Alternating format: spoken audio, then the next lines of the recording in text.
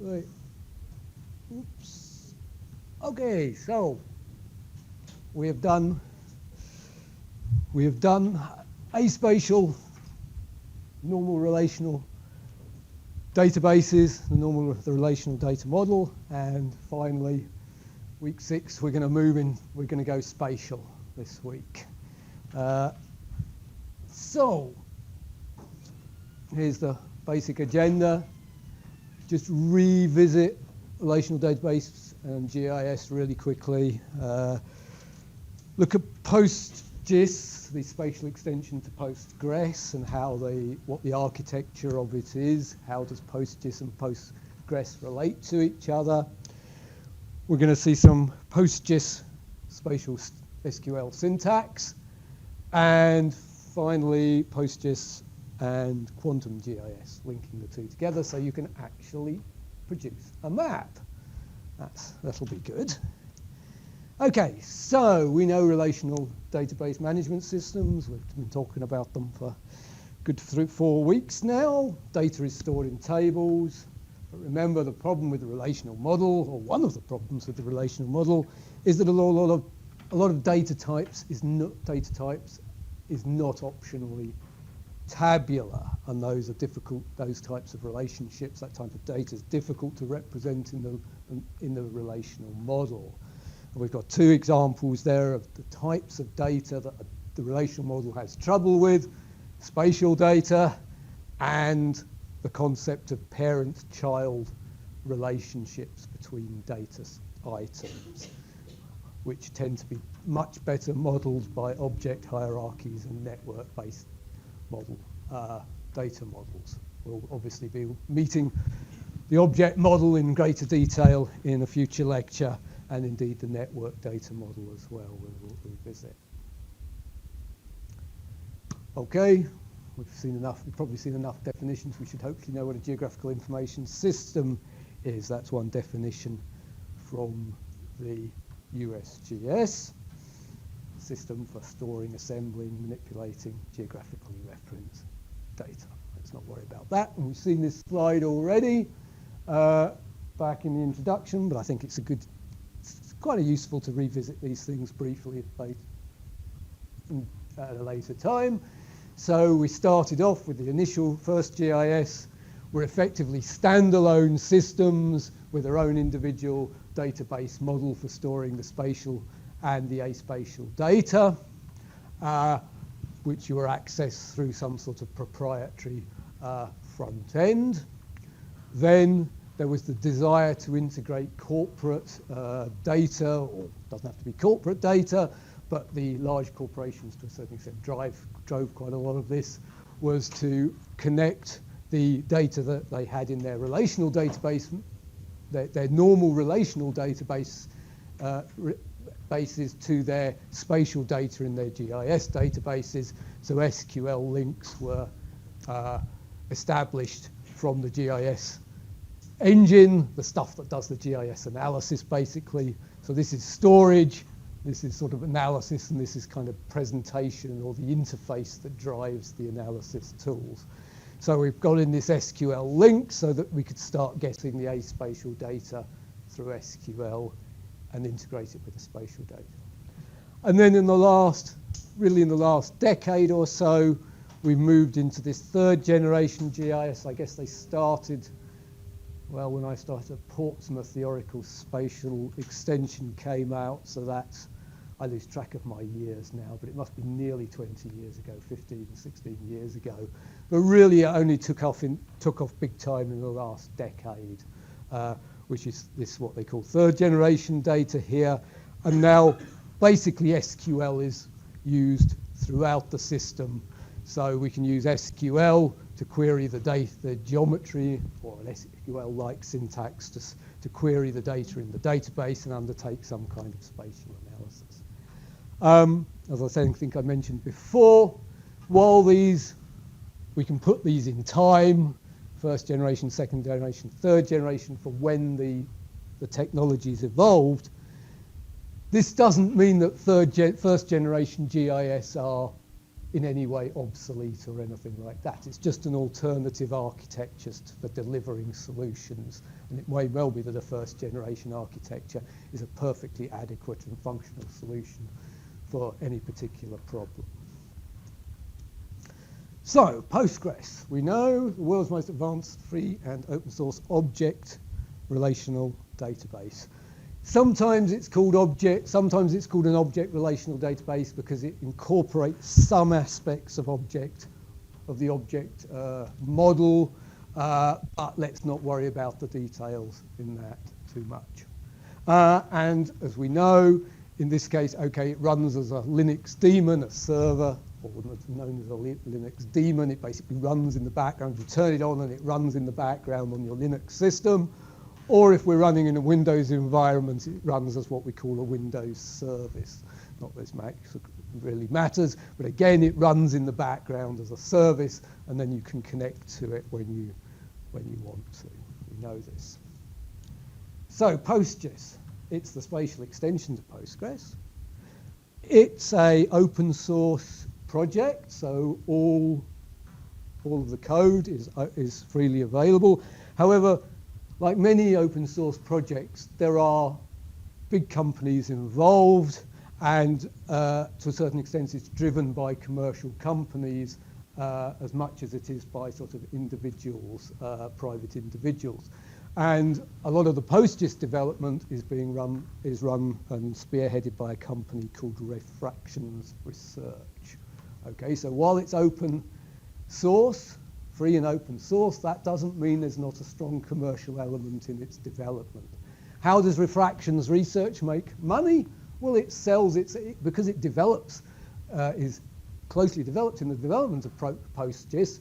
It has huge knowledge of implementing and developing Postgres, and it can sell its services to companies who want to implement spatial databases. So the development is a way of making themselves a key player in the selling of services.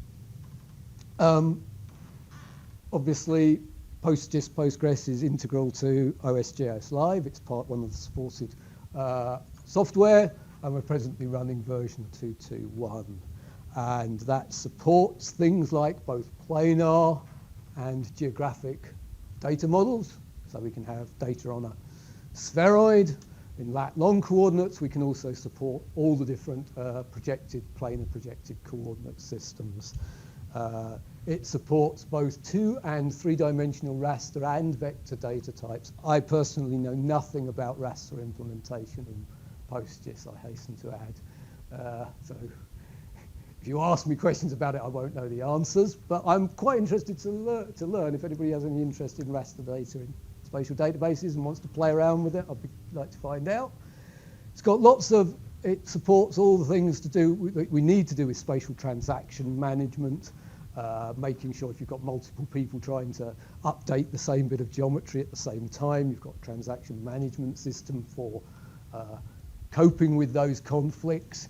You've got spatial indexing, spatial query planners, etc., etc. And you've got this extensions to SQL that allow you to interact with the data. There are themselves extensions to PostGIS. So PostGIS provides us with the basic spatial features that we need. If we want to do something more complex, like network routing, then we need yet more on top of that. So there is an extension, probably the most widely used PostGIS extension is called PG routing, and it allows you to build transport networks, other network models, spatial network models. There is also the other one that you might see quite a bit or mentioned is a topology extension, which allows you to implement topological constraints on your data model, because topological constraints are not, well, they're basic in the basic PostGIS interaction. And what it does, PostGIS implements, is most of the Open Geodata Consortium, OGC, SQL/MM simple feature standards. So what that is, go and look those up. So the OGC defines a set of standards for how the syntax of SQL for dealing with spatial data, basically. What are simple features? Simple features are things like points, lines, and polygons and things like that. Complex features are things like networks, multidimensional rasters, and all sorts of stuff like that. So so these standards deal with things like points, lines, polygons, basic rasters, that kind of stuff. This ST star, so whenever you see anything in PostGIS that's particularly functions that are prefixed with ST, capital ST underscore, you know that that function meets the OGC SQL standards. So if the function or whatever is not prefixed with ST, then it's not standards compliant. So this is my diagram of the PostGIS architecture. The architecture, what are the parts of the software that go together and how do they work together to create a functional solution. So Postgres is this, obviously this larger box there. So Postgres defines data types, numeric data types, text data types, things like that. You can define tables, so it supports all the definition of tables. Things like how you define functions. Indexes of non-spatial data. Triggers, we haven't really mentioned triggers yet. Triggers are bits of code that run when something happens. So for example, if a row, there might be a trigger written on the insertion of a row on a table. So whenever a row gets inserted on the table, this trigger fires and it undertakes some sort of maybe update on some other table or something like that. So Postgres supports these triggers, and it also has things like the query planner for deciding how to optimally undertake a spatial query. So PostGIS provides a set of equivalent or add-on functions for spatial data. So PostGIS defines spatial data types as opposed to aspatial data types, points, lines, polygons, curves, etc. It supports the definition of spatial functions or functions that and query functions that query the spatial data. It supports spatial indexes for indexing and quick accessing of spatial information, and it includes a spatial query planner for planning how to do spatial queries, because planning how to do spatial queries is a bigger job or a more specialized job than the aspatial query planner provided by Postgres. Now, an important thing to know about PostGIS is that a lot of its functionality is not actually encoded in the PostGIS extension itself. Most of PostGIS is what we might call wrappers or bits of basically functions in Postgres that then point or call a set of external libraries that are outside of the database software itself. So for example, if I want to do a spatial function, I say a point in polygon analysis, the spatial point in polygon analysis is not being undertaken by software embedded within the PostGIS extension on Postgres. What is happening is the data gets fired out to one of these libraries, in that case probably the GEOS library, which undertakes the point in polygon analysis, returns the results back to PostGIS, which will then display the result as a table or in a tabular format, just like a relational query would do. So a lot of the actual functionality is being enacted by these external libraries that are being called by the functions and the various things that make up PostGIS. They're calling out and getting returned. So what are these libraries in a bit more detail? These are the PostGIS requirements, the required libraries for PostGIS to operate. So when you get PostGIS in OSGeo Live, all these libraries are ready installed, ready configured, and everything works absolutely fine. But if you're compiling it from everything for yourself from the original source code, then you have to make sure the libraries are referenced. Okay, so we've got GEOS. The GEOS library is a C++ port of the Java topology suite. So I hope you're very informed now what it is. C++, we're getting into programming languages here. C, how many people have heard of C? 1, 2, 3. Yeah, okay. C is a programming language. It's a, well, let's just put it like this. I have never learned to program in C. It's hardcore programming stuff.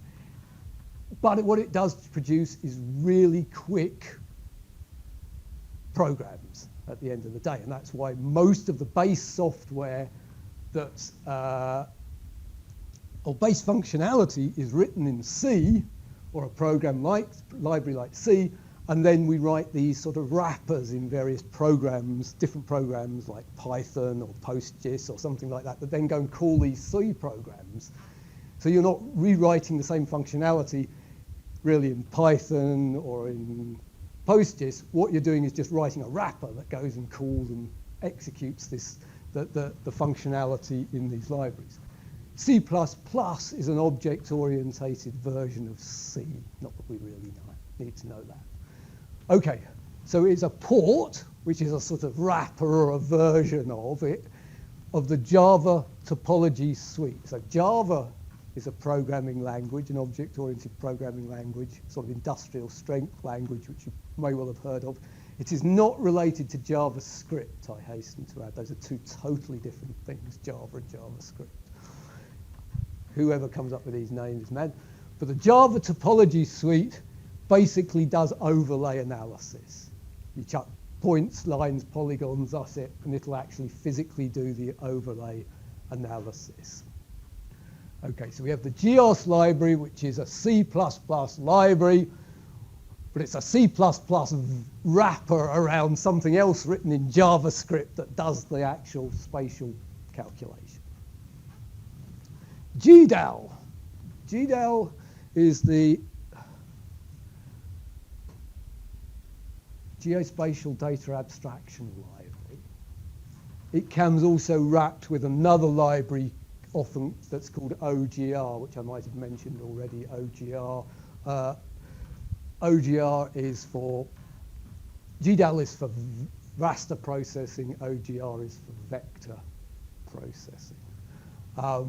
So GDAL, so it calls GEOS for its vector spatial overlay and spatial analysis. It tends to call GDAL for raster processing and raster spatial analysis. GDAL also supports lots of different import and export formats. So if you want to import data from say in well-known text and you want to convert it to a shapefile, GDAL OGR is the program that you want. So a lot of the raster processing is being done by GDAL. There is a C library, another C library called Proj4, which does cartographic projections. It has, so we have a database of defined projections, and then Proj4j does all the mathematics to reproject data between projections, between different datums and all that. There's also some I/O libraries. I/O is input-output. Whenever I say I/O, input-output. So libxml2 and JSON-C, these are libraries that allow, for example, the reading and writing of XML, extendable markup language, and JSON parsing. Okay, XML and JSON we meet in the web programming bit next year, but bear it, so the basic take-home message is that this different functionality required by PostGIS is being done by these different libraries which are written in different languages and which are outside of the actual database itself and are being called as required by the wrappers, the functions within PostGIS. So that's the architecture of PostGIS. So the first thing to know is when PostGIS has to be enabled, it's now an extension, and when you start up as long as it's the relevant libraries are all installed, as they are in OSGO Live, you open up your SQL session, and this is an SQL command that you run. And so you create a new database, and then you create extension PostGIS. And that will add in all the PostGIS functionality to your database. So here we go. It's a database called Mexico in this case, public schema, and we can see, depending on the version of obviously PostGIS, the numbers may differ slightly, etc., etc. We can see that PostGIS, when I've added the extension, I've got 1,049 functions have been added to my database, all with various names and things like that. And if I highlight one of those, I can see obviously the query behind it. Okay, so we add all these functions, so we get a whole load of functions added. What else do we also get? We get one table added called Spatial _refsys, and I'll run through these in a minute. We get two trigger functions, one called check auth trigger and one called PostGIS catch bbbot. I've no idea what those actually do. Never needed to. And importantly, we have four views, one called geography column, geometry column, raster overviews. If you remember, geometry views are sort of saved queries. So these are queries that are generated from elsewhere in the database. Okay, so let's have a look at, versions, before we go into some more detail on that. Okay, versions matter. Shouldn't matter for you much for this module because you're in a pre-configured environment. But if you're saying getting data from somebody else who's got who's got maybe made a PostGIS database, Postgres database, but in a previous version of Postgres, it's important that you understand that functionality varies between versions, and that you may need to basically do some modifications to a database that's built, say, in a previous version or indeed a later version of Postgres database. So SQL command select version will just return you the information on which version of Postgres, in this case, Postgres that we're running. In this case, it's 9.3.5. So just bear in mind that versions are important. Here, the version, if we want the version of PostGIS, we can do PostGIS _full version. And as we can see here, it tells us in this case, now this isn't necessarily the version that we're running in OSGO Live. Some of these slides are from old Windows implementations of PostGIS. So the versions might be slightly different, but I've tried to update all the slides where it's important, where there are important differences. Anyway, we can see that we're running version 1.2.3. We can see the version of the GEOS library that's being used.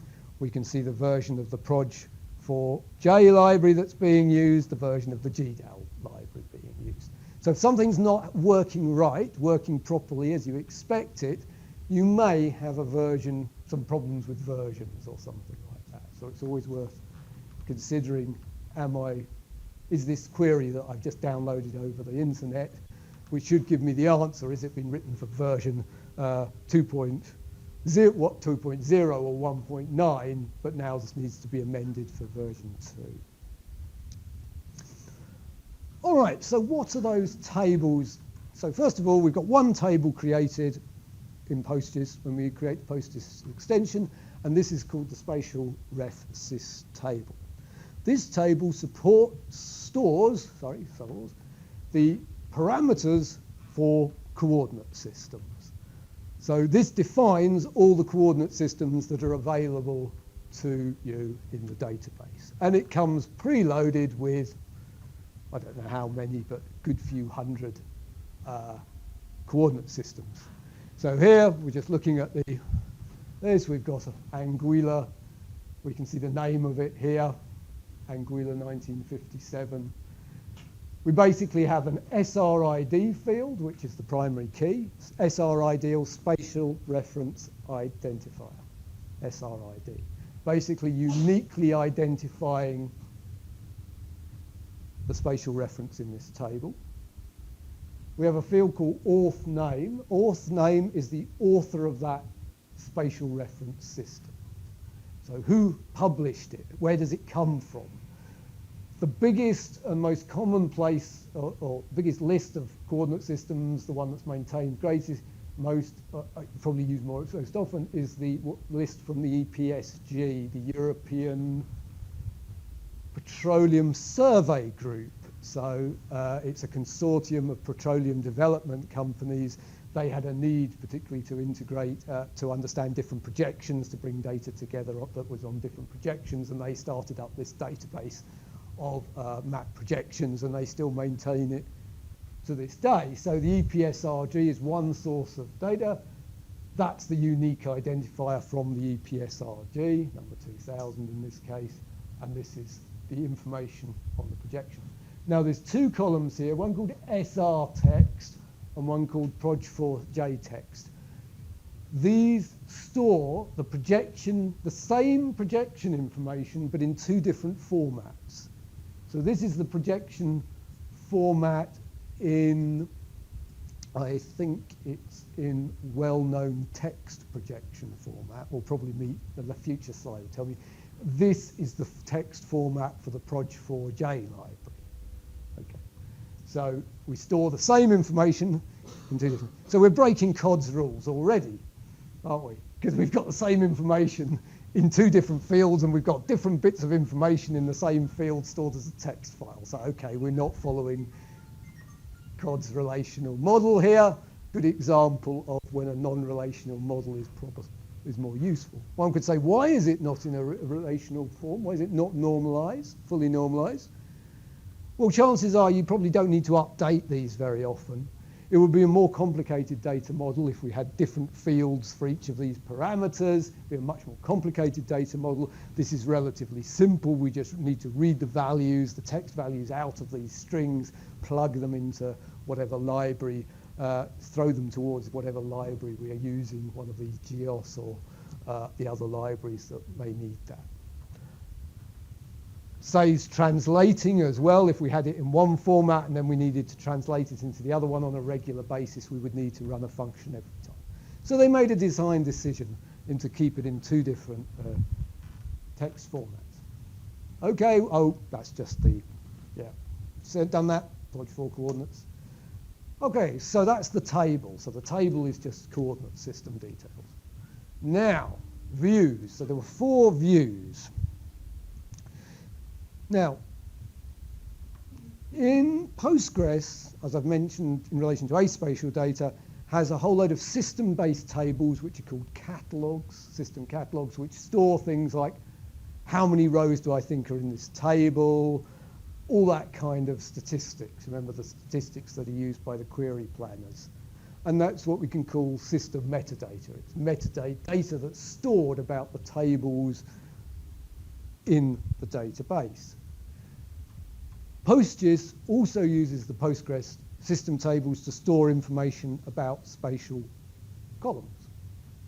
So PostGIS uses the system catalogs to store which columns contain spatial data and things like where the origin of a raster is. So a raster, a gridded model, where is its origin? How many bands are there in the raster, its cell size, that kind of stuff. So storing this system-based metadata.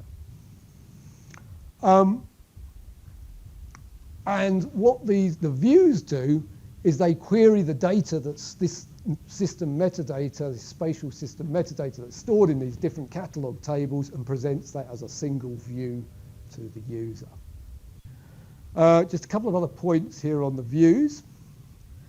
Is vector tables, so tables storing vector data, unlike shapefiles and probably every other format you've met so far, can have more than one geometry column. So we can have a point underscore geometry column and a polygon underscore geometry column in the same table. So you could never do that with a shapefile. You can't store points and you can't have 2 different geometries in a shapefile. As far as I'm aware, you can't do it in the file geodatabase either. You can't do it in a map info tab file. You can't do it in anything else. But in PostGIS and spatial databases, you can. So if you wanted a point to represent your city as a point, when you're zoomed out, you could store it as the point column. And if you wanted a geometry for when you're zoomed in, then you can store it in the geometry column. You don't have to have two different tables. You can store it in the same table.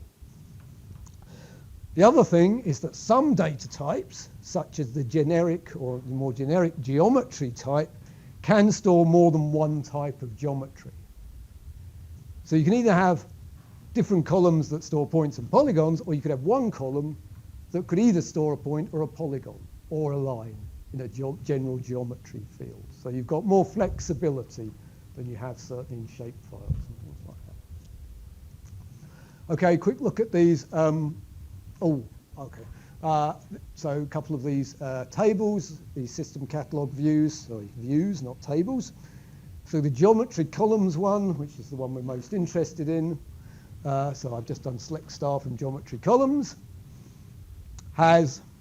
The view has, what have we got? However many, 6, 7 tables.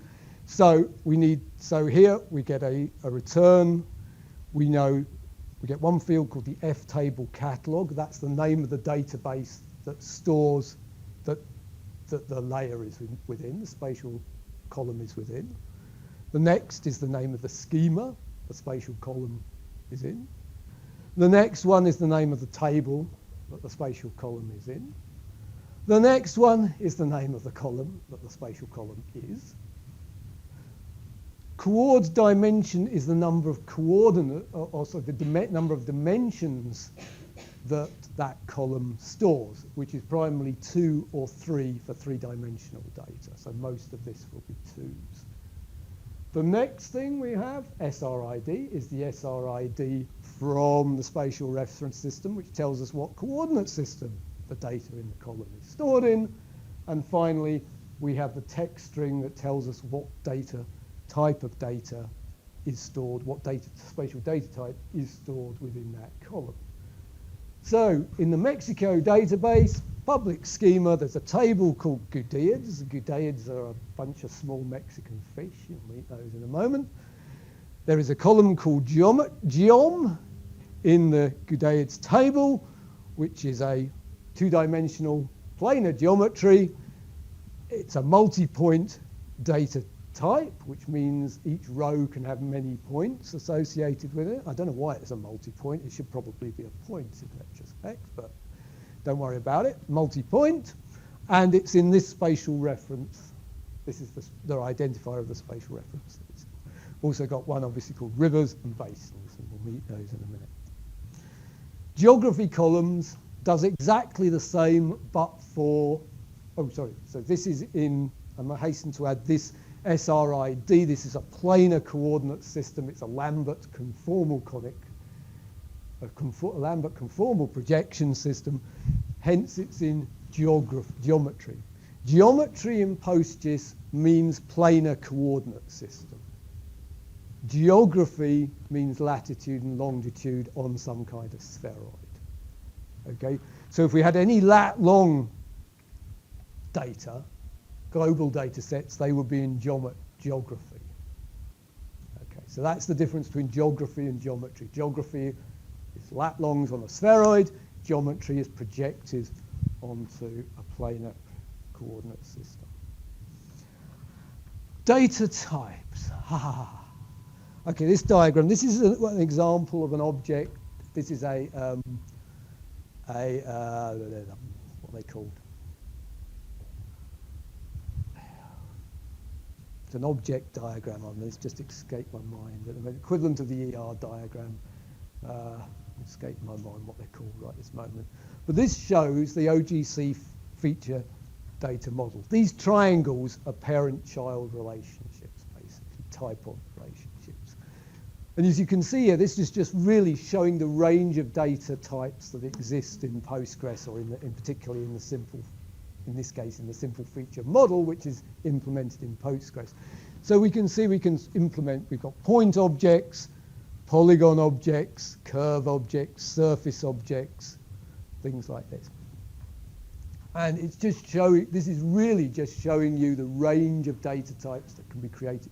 Now you might notice that some of these names are in italic and some aren't. The ones in italic are ones that you never actually create but are internally used by the model. So the polygons and line strings are made up from lines and linear rings, but you would never create a line or a linear ring data type in your database.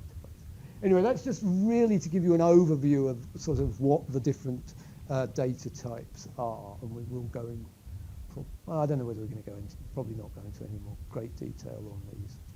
They should be relatively self-explanatory from what you know from your basic GIS. Yep. Okay.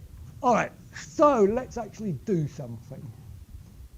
So the first thing we're going to do is to create some data from geometries, because we need data to do anything. So we can create geometry objects on the fly. So if I want to create a point with a coordinate system at the location 1125, and if I remember correctly, it'll probably say on a future slide, and I'll probably get it wrong, the first number I think is the x coordinate and the second the y, but I might be the wrong way round. So if I want to create a point at location 1125, and this is without any projection system, I can do select ST, remember ST indicates it's an OGC compliant function, point, and then the coordinates for my location. What do I get back?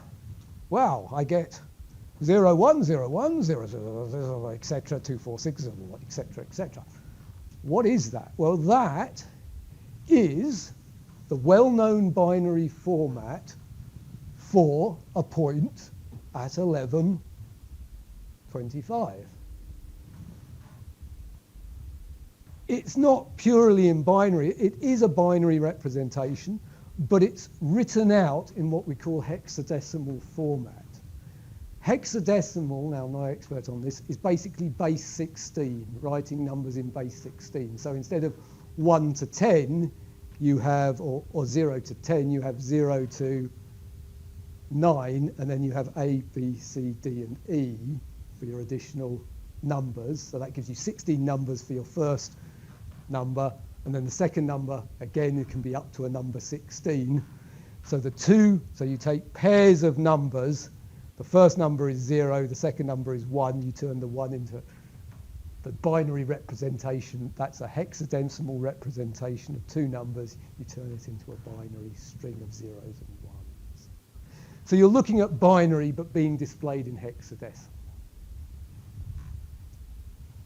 Okay. Let's set a geometry. Let's create a geometry with a coordinate system this time. So we can use the ST point again to create now we're getting its longitude. So in this case, we're choosing a longitude, a latitude. So that's your X, that's your Y. Then, so that first function is ST point to create that point. Then we wrap that function in an ST set SRID to set the spatial reference for that point, and we put the number 24526, which is the SRID, in the spatial reference system table for the WGS84 coordinate system. So we've created a WGS84 point at that longitude and latitude, and again we get out the hexadecimal format is returned. Notice here you can see these letters. The last one didn't have these letters, which are representing numbers above 9, integers above 9. So that's how we create a WGS84 point. Now, there are lots of functions PostGIS provides for creating data like this.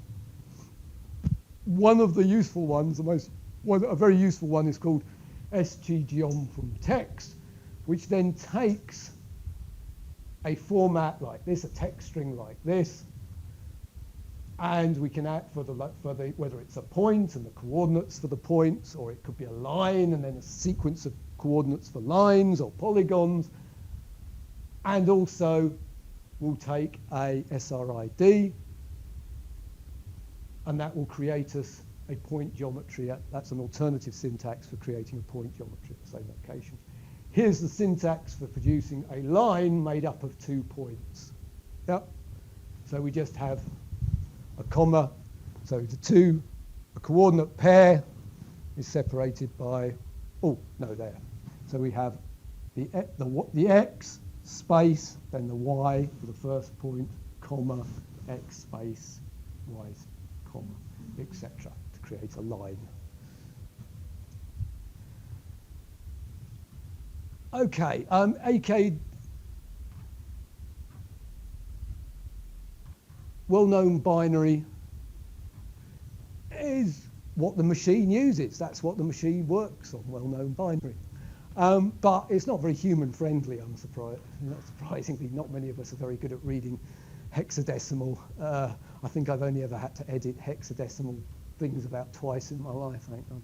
Anyway, ST as EWKT will convert well-known binary to a text format. So I've taken that string that I got on the last slide, or the last but one. I think it was this string here, so I cut and paste that string, that hexadecimal number here, and then I use the ST as EWKT function, and that returns me this text format that tells me it's the SRD is 326 and gives me the coordinates of the points. I can then break that apart to get the actual coordinates and the SRID out. Wow, a map. Okay.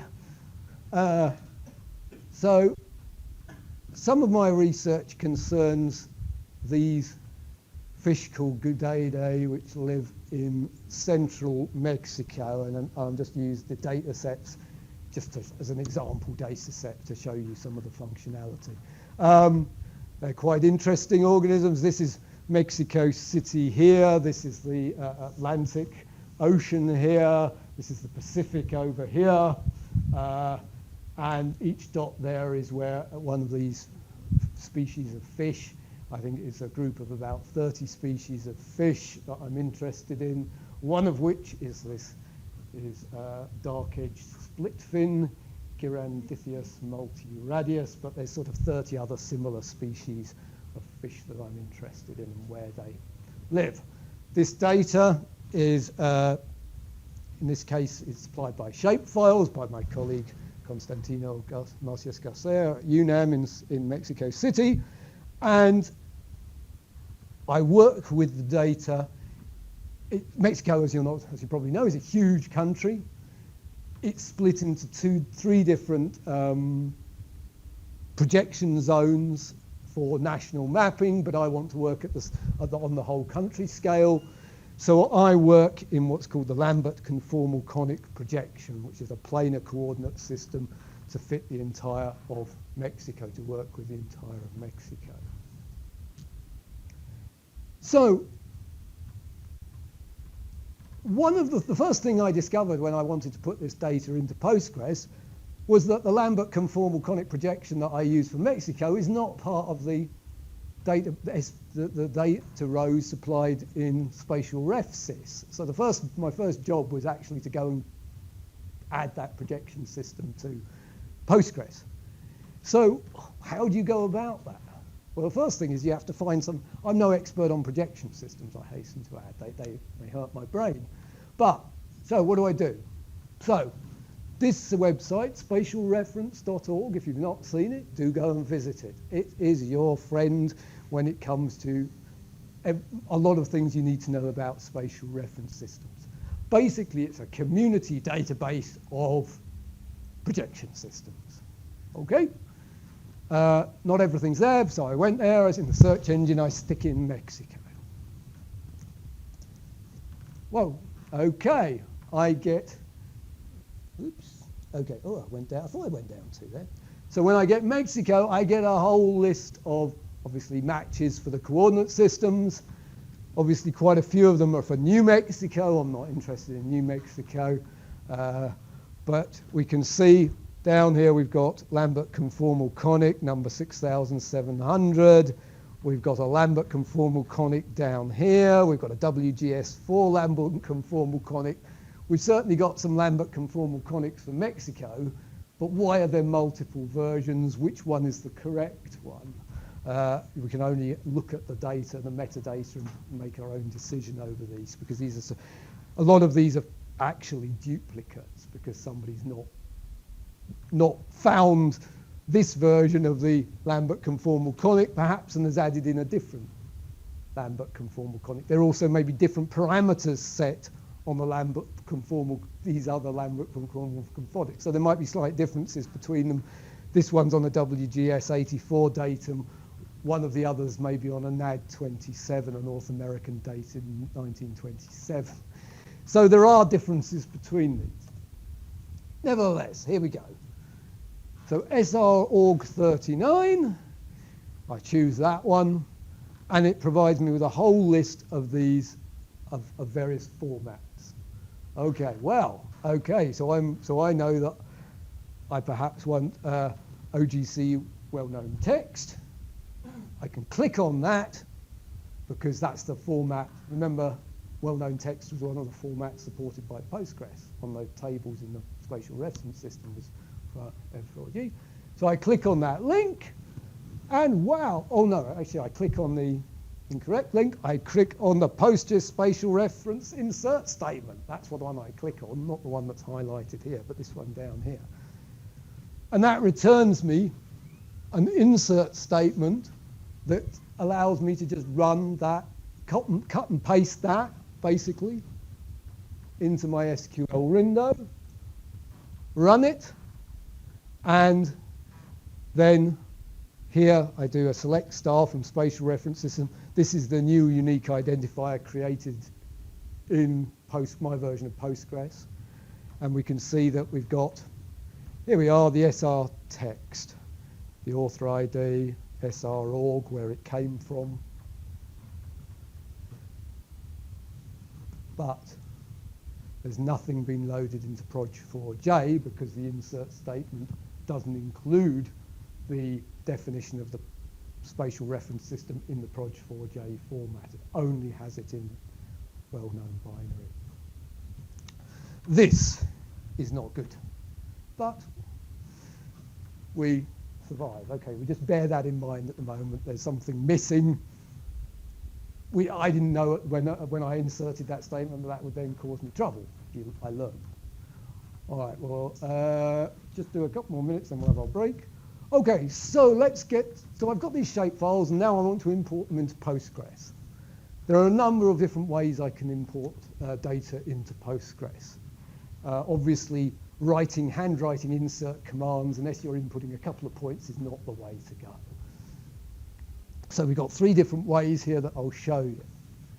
So the first way was the way I used to do it in Postgres when I used to run Postgres in Windows. But now we've moved into the Linux world. This has vanished, and I think would have to be installed manually. It's not provided as default. But if you install Postgres on Windows, then you go to plugins on pgadmin 3. You have an option called the Postgres shapefile and DBF loader, which then brings up a window that simply allows you to put in your connections to Postgres. You list your shape files, then you can import them into Postgres. It's a great little tool. I don't know why it's not been supplied as default in OSGeo Live, but that was the way I used to do it until this year when we went to moved over to OSGeo Live, and that's no longer default support. The other option that we've got, a second option, is this a program called OGR to OGR, which I've already mentioned. It's a command line utility program, which means it just runs off the command line. You type off the command line, and it allows you to convert spatial data between many, many different simple feature formats. So, for example, I can load a shapefile into a file geodatabase. I can load it into a Postgres database. I can load it into an Oracle database. I can convert it into a map-info format. It supports, I believe, approaching 100 different vector formats and probably a similar number of raster formats in its GDAL sort of sister program called GDAL for raster data. Now, KUNet is the university's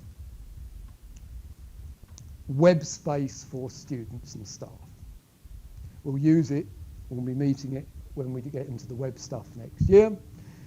KUNet supports a database called MariaDB, which is a clone or a clone of the MySQL database, which supports some spatial functionality, not nearly as much as Postgres.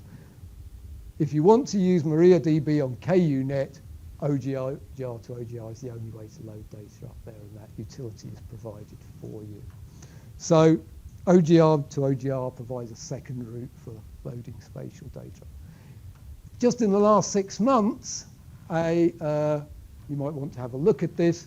Great bit of is a GUI graphical user interface has been produced to OGR, which supports at least some of the basic formats. I think that, well, when I first looked at this about 6 months ago, it only supported 3 or 4 different formats that OGR supported. It's now advertising as supporting 84 different vector formats. So this is a really good translation program that you can, open source translation program for translating software formats. Okay, we'll have a break after this one. So this is how I actually loaded up the data in OSGeo Live, my Mexican data the other day, is I used QGIS. We can, have you seen QGIS yet? No, well, if you haven't, just have a quick look at it. It's basically the most popular open source desktop GIS. It's the one that's competing with ArcMap, basically, as a desktop mapping package. Postgres, that little elephant is the Postgres icon. I press that button, I get my connection details up, I fill in my connection, my local host. You should be familiar with this from Postgres. I can test my connection.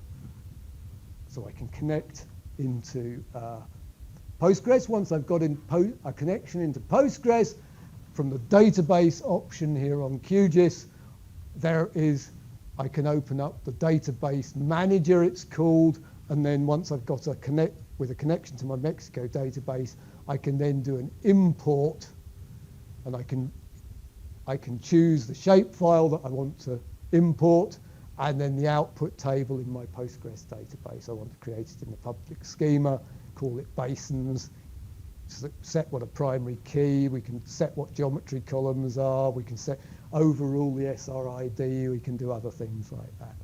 Create a spatial index, press OK, voila, it just imports the data. So it's relatively easy to get your data in, and here we can see I've now got 4 tables in my database: basins, polygon table, Gudaids, my fish locations, and my river lines. We'll just get to the position where we're ready to do we'll just get the loading and everything sorted, then we'll have our break. Okay, so remember the SRID, haha. Okay, so having loaded the data up into using the QGIS loader into Postgres, I can then select star from geometry columns, always check that everything is correct. Don't assume everything works as you expect it to, because life is not like that. So always check what happens. And the first thing I notice is that the SRID, despite the fact that I set the SRID, I think when I loaded up the shapefiles, it's not come through to Postgres. So we've got no spatial reference identifier here. Well, that's easy enough. I can use the update geometry SRID Postgres function to update the basins table, the geometry field with the SRID of the number of the SRID. Now, why did I just not write update a standard SQL update command that would update the value in this view? Well, it's because this function deals with all the permissions and everything else that goes along with this. It's a clean way of doing things. You probably could do it manually yourself, but there might be other places, for example, we don't know exactly where this information is in the various catalogue tables. Best to use the provided functions. Okay, so I updated the geometries. Jolly gee, brilliant. So I just check again, everything's correct, and now I've got my SRIDs correctly set in my thing. Then I try and add the data to Postgres. So I connect to my database in QGIS, collect my database, I press my add button. Oh, and what did I get? I got an error. And the error that I got was CRS, which is Coordinate Reference System, was undefined, defaulting. So it didn't recognize the spatial reference. But I've set it all up correctly in PostGIS as far as I'm concerned. So I'm a bit confused at this point. A little bit of an investigation online reveals that the QGIS and PostGIS projection. So QGIS uses the proj4 projection string, not the SR text, which is used by PostGIS. So you need the SR text string in your spatial reference system file to do for PostGIS to work with the projections correctly. But the proj4j version, which we don't have, is used by QGIS. So the different bits of software, different software are using different fields and different definitions of the projection to work. QGIS is using proj4j string. PostGIS is using the SR text string. So we need to convert this well-known binary or well-known text, it's actually well-known text, but no, projection string into SR text, etc. We need to convert this into proj4j format. So I tried a downloaded Python script. I got an error, it threw it, I gave up. I tried. I then discovered there was a suggestion that the free open source R statistics package, which does a lot of spatial functionality, the rgdal-lib, which is a wrapper in the R language around the GDAL program, should be able to do this for me. So I ran R. R is supplied in OSGeo Live. But when I tried to install the library, the GDAL library for that version of R, it wasn't there. It didn't exist. So that was, throw that out. I then tried R in 64-bit in Windows. And the library, again, was not on the install list. So there was no 64-bit Windows version of the GDAL library. I then tried the 30-bit, 2-bit version of Windows, and yes, jolly success. There was the library. Down it came. So the lesson is, in first you don't succeed, try again. And often it's not worth pounding. I could have spent maybe time trying to fix this Python script. I do a bit of Python programming. I'm sure I could have done it eventually. But frankly, I just thought there were some other options there. Let's try these other options, and then if necessary, I'll go back and try and debug this Python script. But as it was, I found a solution. But look, it was my 4th attempt, and it was the 32-bit version. So you've got to keep on looking at that. How did I find this out? Well, I just did a search, and there's the Stack Overflow. Okay, R. You don't need to know anything about R, but I loaded the library, set the working directory, just did this line of code, and then I type my map at proj4j string. There's my proj4j string. I grab that. I update the projection string. I chuck that into an insert command. I update the proj4j string in